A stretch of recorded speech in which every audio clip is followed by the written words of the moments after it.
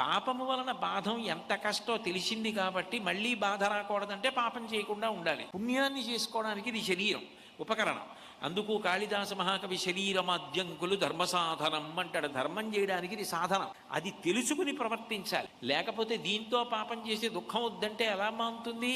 కల్మషభూయిష్టమైన ఆహారం తిని ఆరోగ్యంగా ఉండాలంటే ఎట్లా ఉంటాం? పరిశుద్ధమైన ఆహారం తింటే ఆరోగ్యంగా ఉంటాం. అట్లాగే మంచి కర్మలు చేస్తే మంచి ఫలితాలు వస్తాయి, చెడ్డ కర్మలు చేస్తే చెడ్డ ఫలితాలు వస్తాయి.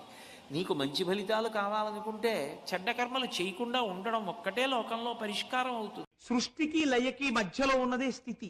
ఆ స్థితి ఎందున్నది కూడా భస్మయే. ఒక శరీరం తిరుగుతున్నప్పుడు చాలా గొప్పగా ఉంటుంది. ఈ అబ్బో ఎంతటి వారో అంటారు. కానీ అసలు దాని యొక్క సత్యస్వరూపం ఏమి? దోషుడు బూడిద, అంతే కదండి. దాని సత్యం అంతే. దోషుడు బూడిద ఒక ఆకారాన్ని పొంది నడుస్తోంది. దాని సత్యస్వరూపం